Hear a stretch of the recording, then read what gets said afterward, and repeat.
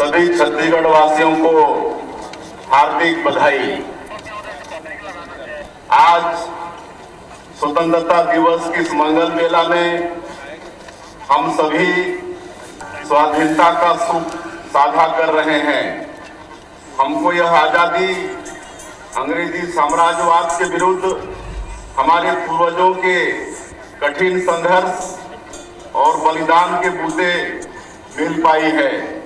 यह आजादी हमें देन है शहीद गेंद सिंह, शहीद ध्रुवा राव, शहीद यादव राव, शहीद वेंकटराव, वीर गुंडाधुर, शहीद देवरीधुर, शहीद आयतू महारा, शहीद वीर नारायण सिंह जैसे हमारे अनेक ऐतिहासिक नायकों की, जिन्होंने अदम्य साहस का परिचय देते हुए जनमानस में स्वाधीनता की अलग जगाई। महात्मा गांधी के नेतृत्व में पूरे देश के स्वाधीनता सेनानियों के साथ ही छत्तीसगढ़ के स्वतंत्रता संग्राम सेनानियों ने भारत माता की स्वतंत्रता की बेड़ियों को तोड़ने के लिए जो अथक मेहनत की, उसके सुखद परिणाम स्वरूप आज हम स्वतंत्र वातावरण में सांस ले रहे हैं। स्वाधीनता के साथ ही बाबा साहेब डॉक्टर भीमराव अंबेडकर के नेतृत्व में संविधान निर्माण का काम संपन्न हुआ, जो आज प्रकाश स्तंभ की तरह देश के लोकतंत्र को निरंतर आगे बढ़ने की राह दिखा रहा है। वर्षों पहले बाबा गुरु घासीदास जी ने समता मूलक समाज का आदर्श हम सबके सामने रखा था, जो बाबा साहेब द्वारा निर्मित संविधान में फलीभूत हुआ। उनके संविधान में कबीर की वाणी का सार भी है, जो भारत के नागरिकों को अभिव्यक्ति की स्वतंत्रता के साथ साथ समानता प्रदान करती है। आज के दिन हम उन पूर्वजों के प्रति भी कृतज्ञता व्यक्त करते हैं, जिन्होंने आपातकाल के कठिन दौर में संविधान की मसाल को बुझने नहीं दिया। और आने वाले दिनों में 29 नए कैंप शुरू करने जा रहे हैं। आज कई वर्षों बाद देश की जनता सुरक्षित महसूस कर रही है, जिसका कारण हमारे वीर जवानों की मेहनत व पराक्रम है। नक्सलवादी घटनाओं से निपटने के लिए अनुसंधान और अभियोजन की कार्यवाही और भी प्रभावी रूप से हो सके, इसके लिए हमने राज्य अन्वेषण एजेंसी SIA का गठन किया है। बस्तर की जनता नक्सलियों से त्रस्त हो चुकी है और विकास के मार्ग पर सरपट दौड़ने को तैयार है। अंदरूनी क्षेत्रों में विस्तार कर लोगों को आतंक से मुक्ति देने के साथ ही इन क्षेत्रों में बुनियादी सुविधाएं सुनिश्चित करने का काम भी युद्ध स्तर पर किया जा रहा है। इसके लिए हमने नियत नेलानार योजना शुरू की है। इस सब का अर्थ होता है आपका अच्छा गांव। विशेष पिछड़ी जनजातियों के हितग्राहियों के लिए आरंभ की गई PM जनमन योजना की तरह इस योजना से कैंपों के निकट 5 किलोमीटर की परिधि के गांवों में 17 विभागों की 53 हितग्राही मूलक योजनाओं एवं 28 सामुदायिक सुविधाओं का लाभ लोगों को दिया जा रहा है। इन गांवों में पहली बार लोगों की आयुष्मान कार्ड। राष्ट्रभक्तों और स्वतंत्रता सेनानियों के पुण्य स्मरण का अवसर है।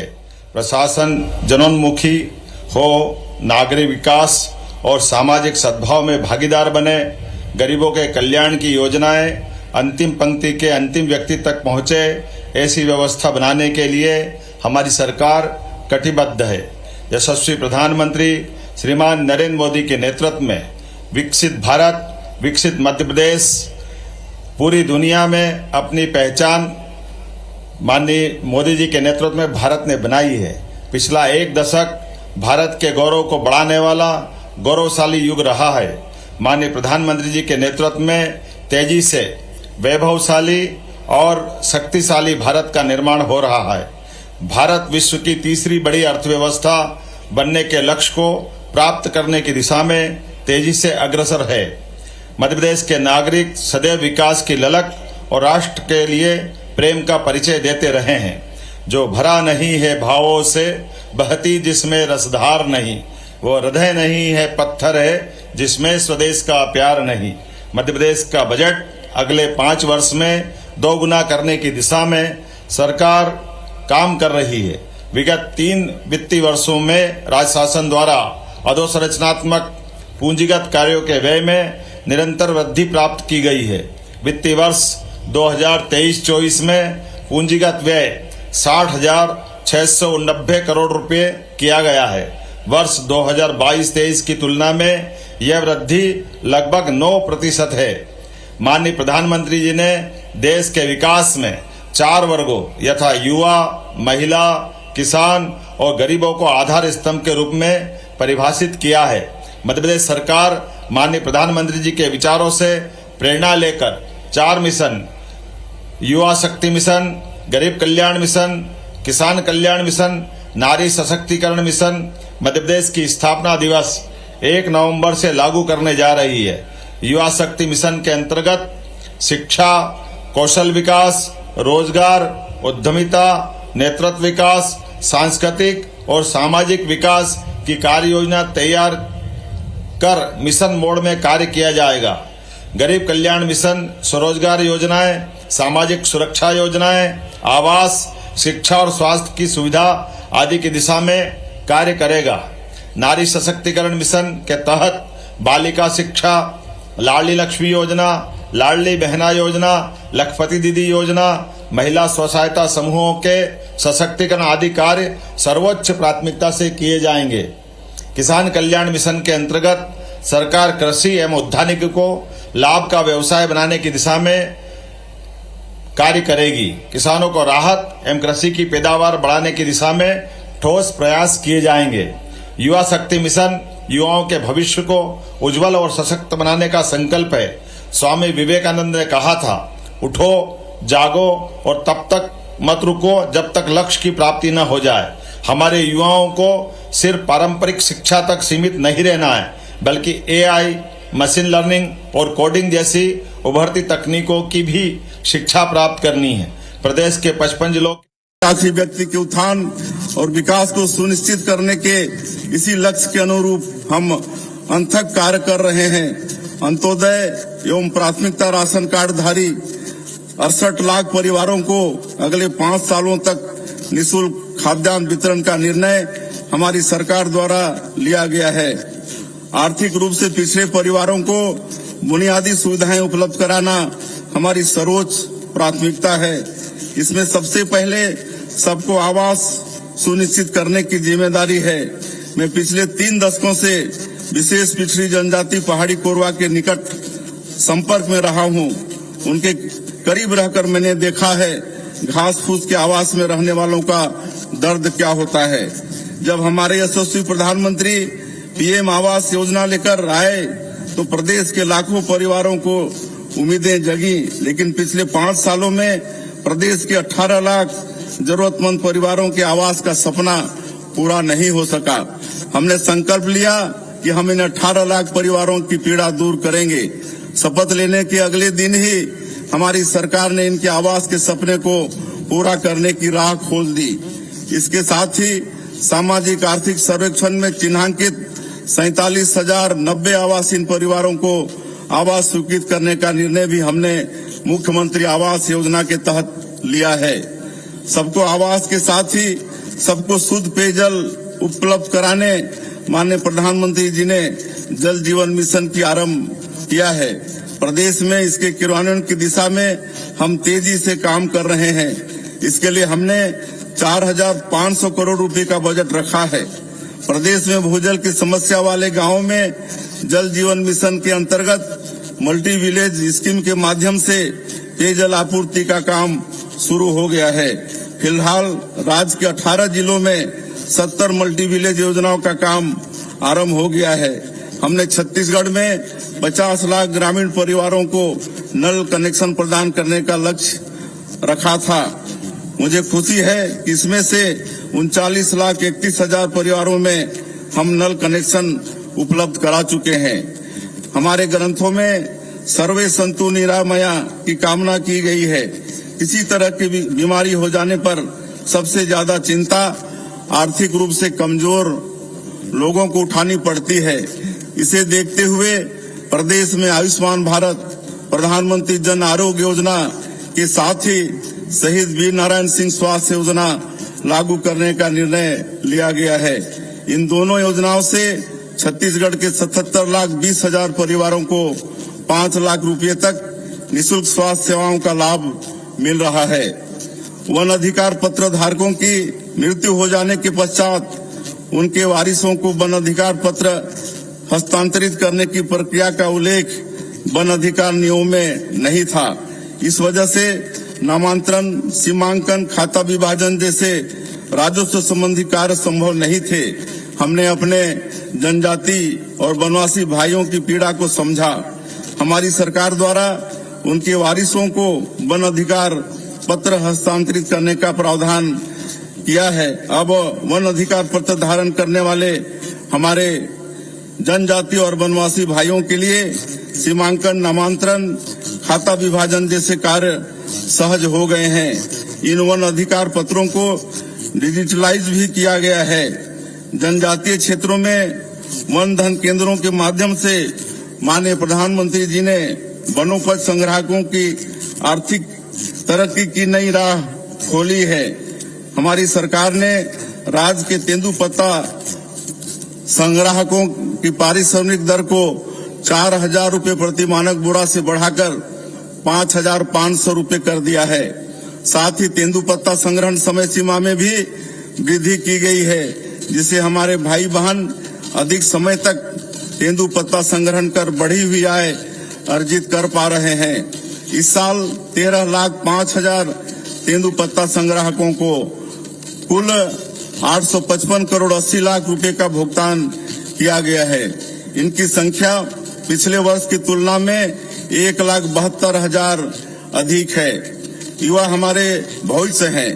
युवाओं को रोजगार के बेहतर अवसर मिले, उनकी उद्यमशीलता को बढ़ावा देने के लिए उपयुक्त वातावरण हो, इसके लिए हम प्राथमिकता से कार्य कर रहे हैं।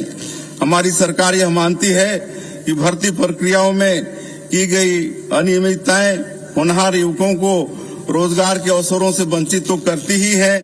नरेगा योजना के अंतर्गत जरूरतमंद ग्रामीणों को रोजगार देने अमृत सरोवर योजना, जलगंगा संवर्धन अभियान, पुष्कर धरोहर अभियान में अनेक कार्य चल रहे हैं।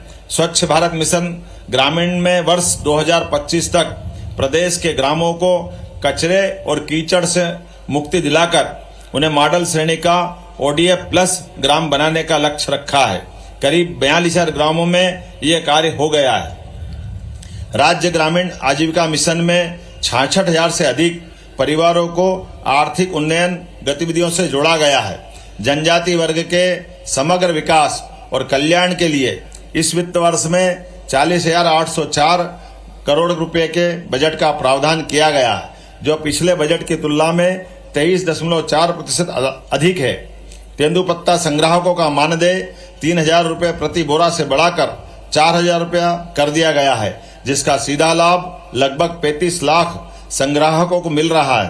प्रधानमंत्री जनधन योजना में प्रदेश में बहुउद्देशीय केंद्र, ग्रामीण आवास, ग्रामीण सड़क, समग्र शिक्षा और विद्युतीकरण कार्यों पर इस वर्ष 1,607 करोड़ रुपए व्यय किए जाएंगे। विशेष पिछड़ी जनजाति बहुल जिलों में 7,300 करोड़ रुपए से अधिक की लागत से अधोसंरचना के कार्य किए जा रहे हैं। छात्रावासों के विद्यार्थियों की समस्याओं के निराकरण एवं मार्गदर्शन के लिए 24 घंटे 7 दिन मित्र हेल्पलाइन प्रारंभ की गई है। अब छात्रावासों में विद्यार्थियों को कंप्यूटर की शिक्षा भी उपलब्ध कराई जा रही है। अनुसूचित जाति उपयोजना के अंतर्गत इस वित्त वर्ष में 27,900 करोड़ रुपए का प्रावधान प्रस्तावित है। अनुसूचित जाति विद्यार्थियों के लिए छात्रवृत्ति, शिष्यवृत्ति, गणवेश, छात्रावास आदि सुविधा के लिए 1,427 करोड़ रुपए का प्रावधान किया गया है।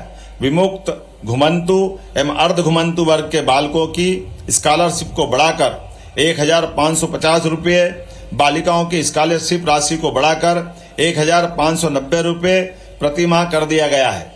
हमारी रणनीति स्पष्ट है और संकल्पित भी। हर गरीब और कमजोर वर्ग को समृद्धि और सुरक्षा की ओर ले जाना। अंधेरा चाहे कितना भी घना हो, उम्मीद का एक दीपक सब कुछ बदल सकता है। नारी सशक्तिकरण मिशन केवल एक सरकारी प्रयास नहीं है, बल्कि सभी बहनों के सशक्तिकरण का सुदृढ़ संकल्प है।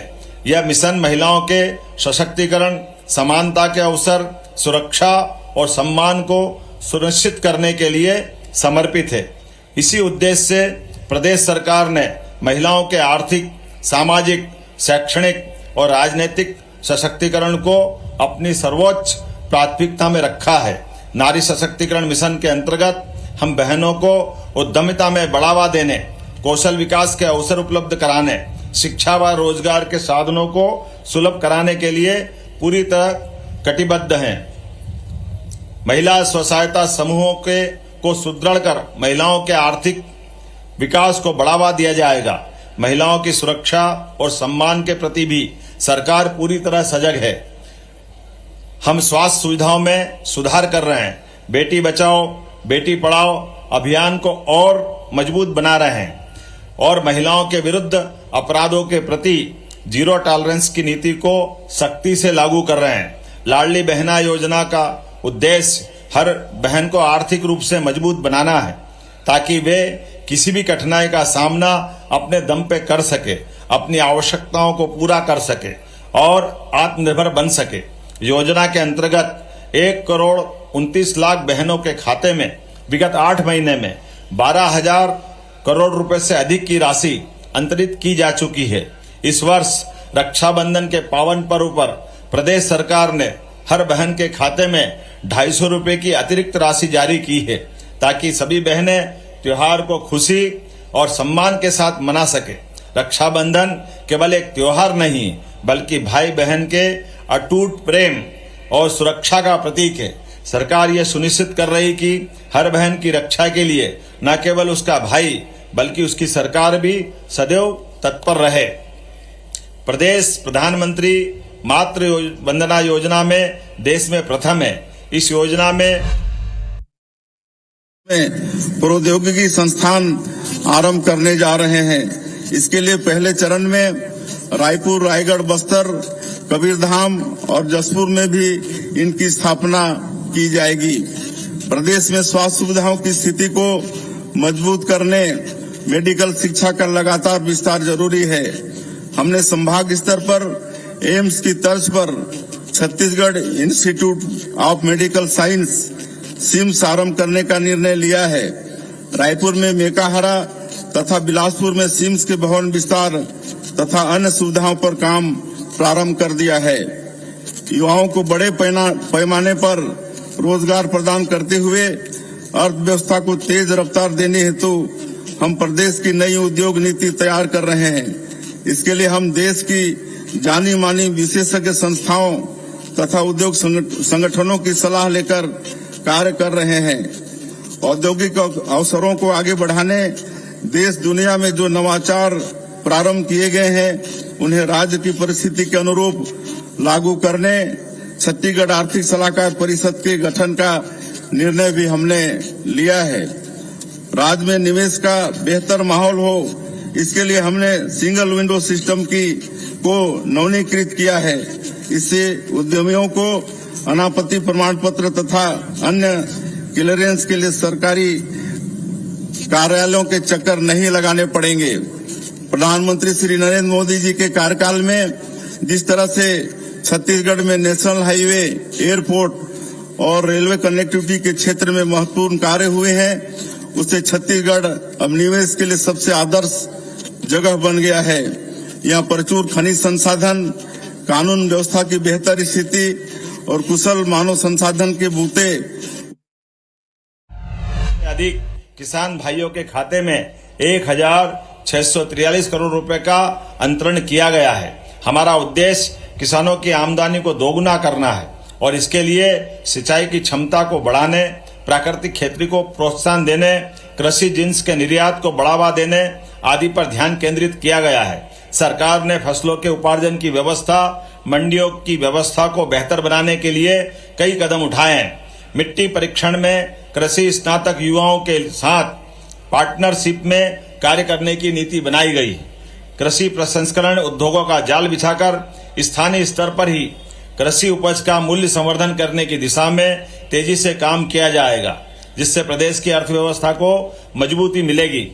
खरीफ 23 के अंतर्गत 25 लाख से ज्यादा किसानों को 750 करोड़ रुपए से अधिक की राशि के दावों का भुगतान किया गया है। पहली बार प्रदेश में किसानों के लिए ऋण की अदायगी की अंतिम तिथि 28 मार्च से पहले सरकार ने दावों का भुगतान कर किसानों को अनावश्यक ब्याज भरने के दंड से बचाया है। प्रदेश सरकार ने श्री अन्न के उत्पादन को बढ़ावा देने के लिए रानी दुर्गावती श्री अन्न प्रोत्साहन योजना लागू की है। योजना में किसानों को प्रति क्विंटल 1000 रुपए की विशेष प्रोत्साहन राशि दी जा रही है। किसानों को समर्थन मूल्य पर उपार्जित गेहूं पर प्रति क्विंटल 125 रुपए के बोनस भुगतान के लिए 1000 करोड़ रुपए का प्रावधान किया गया। मध्य प्रदेश संतरा, धनिया, लहसुन और मसाला उत्पादन में देश में प्रथम है। समग्र रूप से औद्यानिक फसलों के उत्पादन में देश के शीर्ष 3 राज्यों में मध्य प्रदेश शामिल है। मध्य प्रदेश सरकार से समृद्धि की परिकल्पना को साकार करने के लिए सहकार से समृद्धि, ये हमारा मूल मंत्र है। विकसित भारत, विकसित मध्य प्रदेश। प्रदेश में 53,000 सहकारी समितियों के माध्यम से समाज के कमजोर वर्गों के उत्थान के लिए कार्य हो रहा है। जिला सहकारी और ई ट्रांजिट पास जारी करने की व्यवस्था पुनः शुरू की है। इसी तरह सरकारी खरीदी में पारदर्शिता सुनिश्चित करने हमने जेम पोर्टल के माध्यम से खरीदी का निर्णय लिया है। आबकारी नीति में पारदर्शिता लाने तथा भ्रष्टाचार को समाप्त करने, पुरानी व्यवस्था के स्थान पर सीधे कंपनियों से खरीदी का निर्णय हमने लिया है। राजस्व संबंधी प्रकरणों के त्वरित और समय सीमा में निराकरण के लिए हमने तहसीलदारों के अधिकारों का विस्तार किया है। नाम, जाति, पता की त्रुटि, सिंचित असिंचित रकबा, कैफियत त्रुटि, एक फसली बहुफसली त्रुटि को सुधारने का अधिकार तहसीलदार को दिया गया है, जिससे राजस्व संबंधी परेशानी झेल रहे लोगों की दिक्कत दूर हो सकेगी। केंद्र की तर्ज पर राज्य नीति आयोग का गठन हमने किया है। हमारे यशस्वी प्रधानमंत्री श्री नरेंद्र मोदी जी ने आजादी के 100 वर्ष पूरे होने पर वर्ष 2047 तक देश को विकसित राष्ट्र बनाने का संकल्प लिया है और इसके लिए एक रोड मैप तैयार किया है। हमारी सरकार भी इससे कदम ताल करते हुए विकसित छत्तीसगढ़ का संकल्प लेकर आगे बढ़ रही है। इसके लिए राजनीति आयोग द्वारा अमृतकाल विजन 2047 तैयार किया जा रहा है। हमारी दिशा स्पष्ट है, नियत साफ है और हौसला पर्वत जैसा है। निश्चित ही सभी की भागीदारी के साथ अमृतकाल विजन 2047 पर काम कर हम विकसित छत्तीसगढ़, विकसित भारत के निर्माण का संकल्प पूरा करेंगे। छत्तीसगढ़िया लोगों की पहचान देश दुनिया में सहज सरल लोगों के रूप में है। यह हमारी सबसे बड़ी शक्ति है। हम मेहनतकश लोग हैं, ईमानदारी से काम करते हैं। ये हमारे सांस्कृतिक मूल्य हैं। इन्हें सहेज कर रखना हमारी बड़ी जिम्मेदारी है। अपनी बोली भाषा, तीज त्योहार, खान पान को सहेजते हुए आने वाली पीढ़ी को इनसे परिचित कराते हुए हमें निरंतर आगे बढ़ना है। जलवायु परिवर्तन के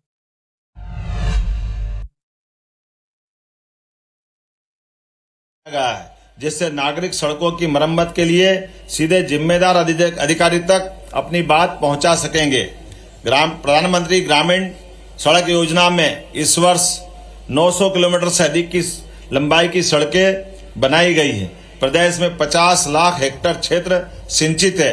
सरकार ने अगले 5 वर्षों में 2028-29 तक सिंचाई क्षमता को 1 करोड़ हेक्टेयर तक बढ़ाने का लक्ष्य निर्धारित किया है। सिंचित रकबा बढ़ाने और पेयजल उपलब्ध सुनिश्चित करने के लिए उत्तर प्रदेश, मध्य प्रदेश की केन बेतवा लिंक परियोजना से प्रदेश के 10 जिलों के 1900 ग्रामों में 8,11,000 हेक्टेयर क्षेत्र में सिंचाई सुविधा, 41 लाख की आबादी को पेयजल की सुविधा भी प्रदान की जाएगी। साथ ही साथ 150 मेगावाट विद्युत उत्पादन भी किया जाएगा। मध्य प्रदेश राज्य की पार्वती कॉलेज सिंध चंबल लिंक परियोजना पर भी कार्य कर रहा है, जिसका लाभ प्रदेश के 10 जिलों को मिलेगा। इस परियोजना से मालवा चंबल में 4,48,000 हेक्टेयर भूमि सिंचित होगी और पेयजल भी मिलेगा। मध्य प्रदेश विद्युत उपलब्धता में वृद्धि के लिए किए गए प्रयासों के फलस्वरूप आत्मनिर्भर हो गया है। प्रदेश की उपलब्ध विद्युत क्षमता 22,823 मेगावाट है। भविष्य में विद्युत के क्षेत्र में प्रदेश आत्मनिर्भर बना रहे, इसके लिए विद्युत क्षमता में 3,515 मेगावाट की वृद्धि का कार्यक्रम बनाया है। गैर कृषि उपभोक्ताओं को 24 घंटे और कृषि उपभोक्ताओं को 10 घंटे प्रतिदिन विद्युत प्रदाय किया जा रहा है। प्रदेश के घरेलू उपभोक्ताओं और कृषि उपभोक्ताओं को राहत देने के लिए क्रमशः अटल गृह ज्योति योजना एवं अटल कृषि ज्योति योजना लागू है। अटल कृषि ज्योति योजना के 10 हार्स पावर तक के अनमीटर्ड स्थायी कृषि पंप कनेक्शनों को 750 रुपये प्रति हार्स पावर प्रतिवर्ष, 10 हार्स पावर से अधिक के अनमीटर्ड स्थायी कृषि पंप कनेक्शनों को 1,500 रुपये बनाने की दिशा में काम करेंगे। बहनों एवं भाइयों, लोकतंत्र में भरोसे का संकट सबसे बड़ा संकट होता है। यह तंत्र निश्चित ही जनता का अपने प्रतिनिधियों पर भरोसा कायम रखने से ही चलता है। कार्यभार संभालने के बाद हमारी सबसे बड़ी चुनौती इसी भरोसे को बहाल करने की थी।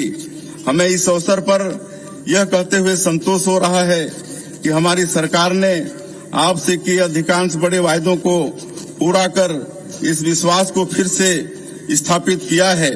हमारे संविधान निर्माताओं का सपना ऐसे ही मजबूत लोकतंत्र का था, जहां जनता और उसकी चुनी सरकार भरोसे की ऐसे ही मजबूत डोर में बंधी रहे। वास्तव में यह लोकतंत्र का मजबूत रक्षा सूत्र है, जिसे कभी भी किसी भी लोक सेवक को कमजोर नहीं करना चाहिए। हमारे राज्य निर्माता भारत रत्न पूर्व प्रधानमंत्री श्रद्धेय स्वर्गीय अटल जी ने छत्तीसगढ़ का निर्माण प्रदेश के व्यापक आर्थिक विकास एवं प्रदेश की सुंदर संस्कृति के संरक्षण के लिए किया है। हमारा दायित्व है कि हमने ही बनाया है, हम ही संवारेंगे।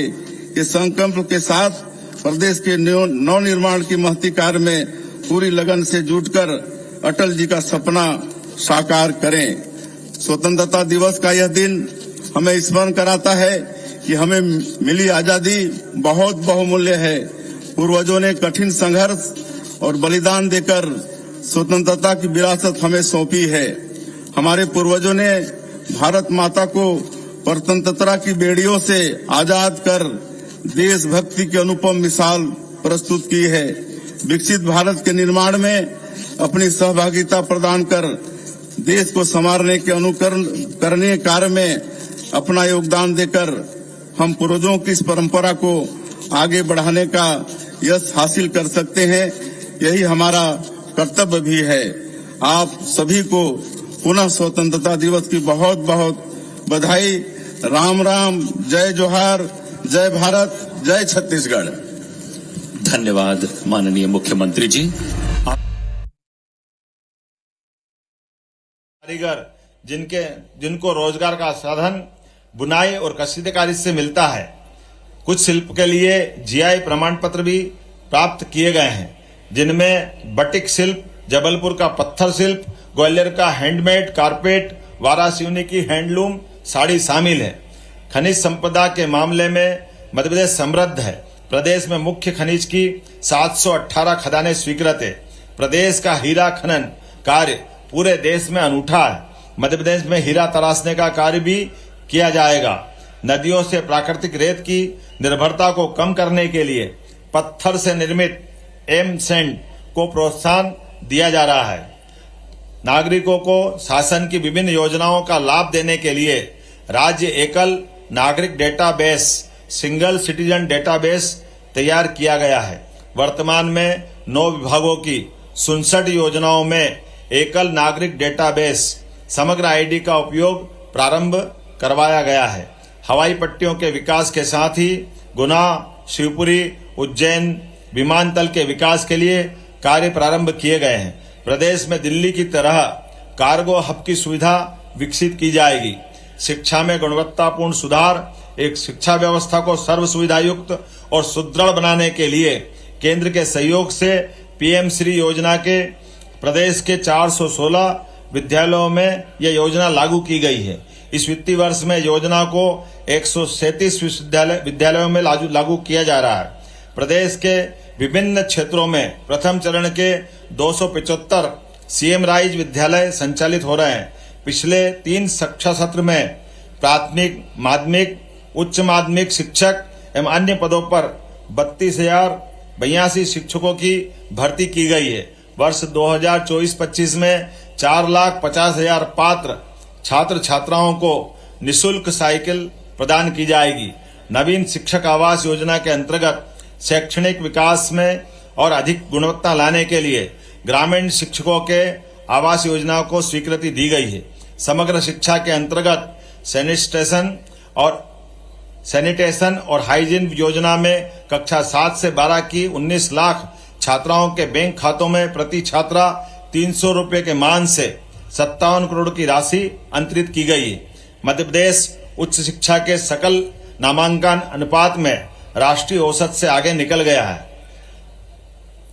भारतीय संस्कृति के अनुरूप विश्वविद्यालय के कुलपति को अब कुलगुरु नाम दिया गया है। प्रधानमंत्री नई राष्ट्रीय शिक्षा नीति 2020 के माध्यम से उच्च शिक्षा के क्षेत्र में अभिनव पहल कर मातृभाषाओं को मदद देने का निर्णय किया है। मध्य प्रदेश राष्ट्रीय शिक्षा नीति में अग्रणी भूमिका निभा रहा है।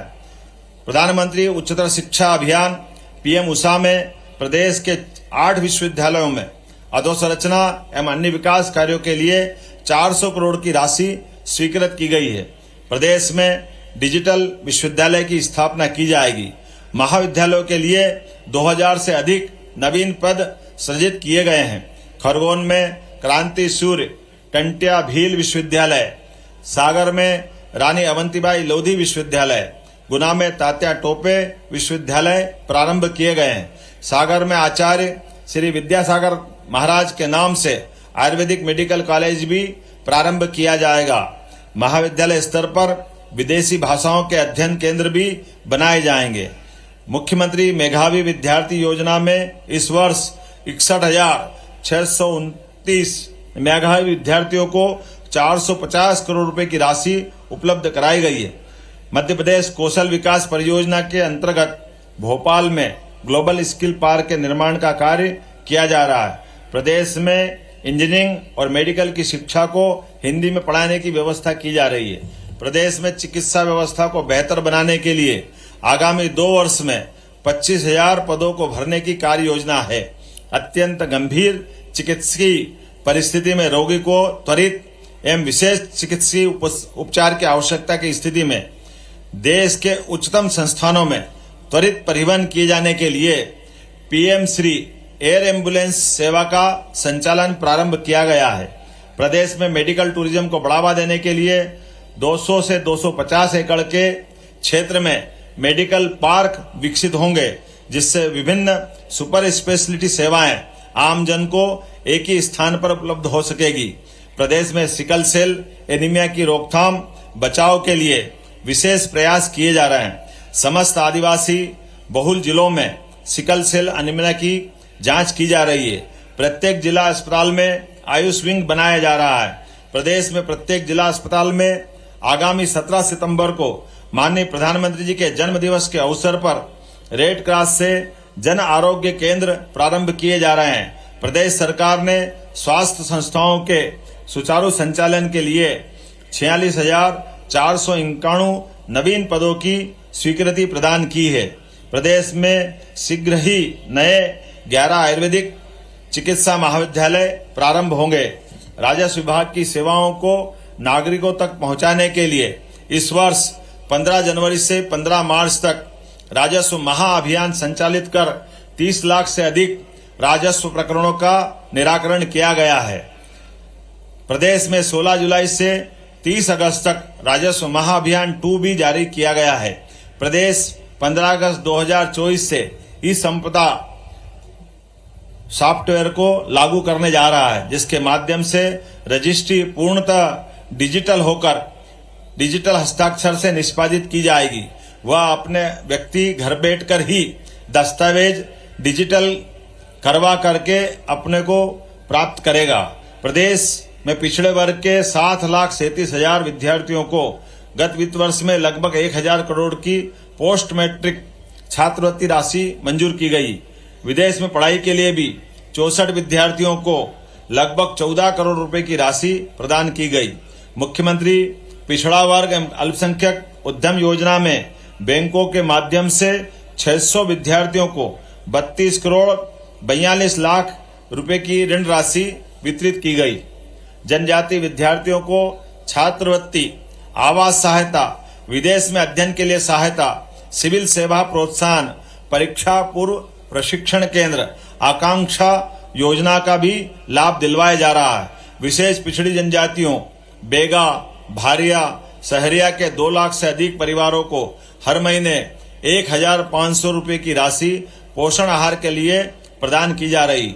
वर्ष 2023-24 में इस वर्ष 323 करोड़ रुपए खर्च किए जाएंगे। प्रधानमंत्री आदर्श ग्राम योजना में प्रदेश के 7,307 ग्रामों का चयन किया गया है।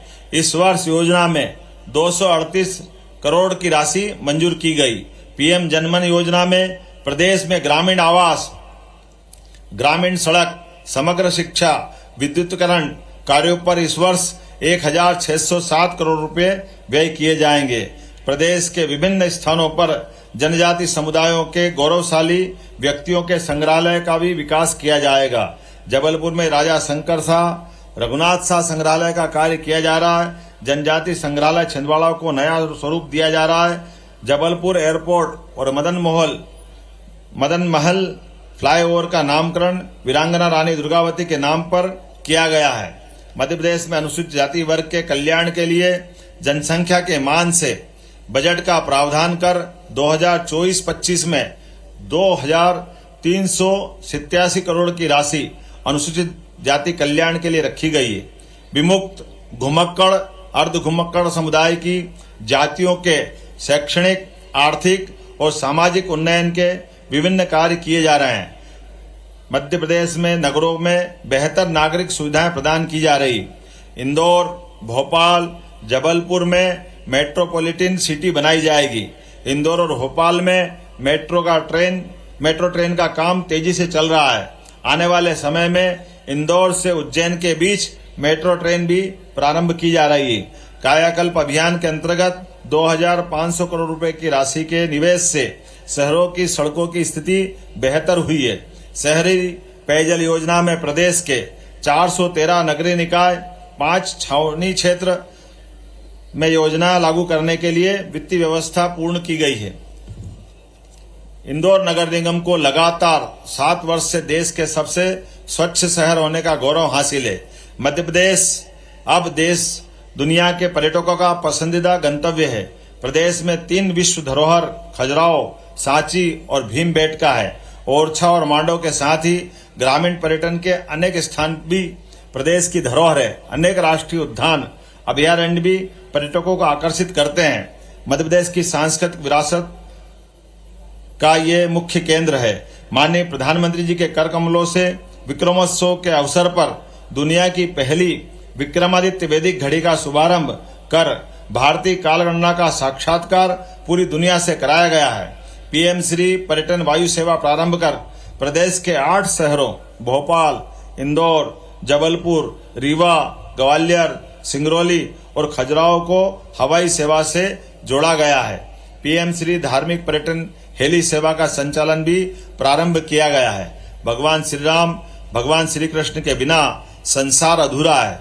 भगवान श्री कृष्ण के चरण प्रदेश के जिन स्थानों पर पड़े हैं उन स्थानों के विकास के लिए श्री कृष्ण पाथेय योजना की प्रगति उन्नति पर है। श्री राम वन गमन पथ के विकास के लिए भी चित्रकूट, पन्ना, सतना, अमरकंटक आदि स्थानों पर अनेक कार्य किए जा रहे हैं। वीर भारत संग्रहालय स्थापना भारतीय सभ्यता के संरक्षण में एक मील का पत्थर साबित होगी।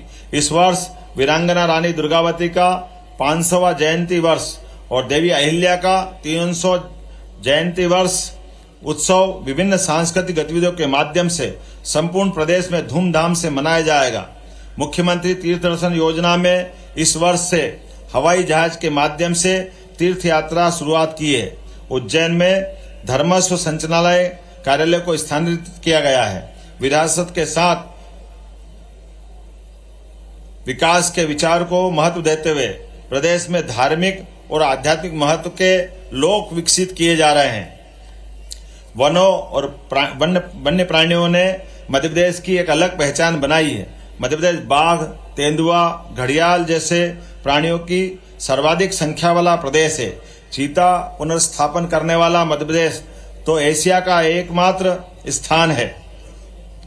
प्रदेश में 7 टाइगर रिजर्व विकसित किए गए हैं। रातापानी टाइगर रिजर्व बन जाने के बाद भोपाल देश की एकमात्र टाइगर रिजर्व राजधानी होगी। प्रधानमंत्री जी के एक पेड़ मां के नाम अभियान के अंतर्गत प्रदेश के शहर शहर गांव-गांव में जनता की व्यापक भागीदारी के साथ पौधे लगाए जा रहे हैं। कानून और व्यवस्था की स्थिति को और सुदृढ़ करने के लिए प्रदेश में पुलिस थानों की सीमाओं के पुनर्निर्धारण का ऐतिहासिक कार्य हुआ है। प्रदेश में 627 पुलिस थानों की सीमाएं फिर से तय की गई। इससे 2200 से अधिक गांवों को लाभ मिला है। पुलिस बल के आवासों के लिए बजट में व्यवस्था की गई है। केंद्र सरकार द्वारा 1 जुलाई से लागू नए कानूनों की जानकारी देने के लिए थाना स्तर पर कार्यक्रम किए गए हैं। नक्सल, आतंकवाद, देशद्रोही गतिविधियों में लिप्त अपराधियों के विरुद्ध कठोर कार्रवाई लगातार जारी है।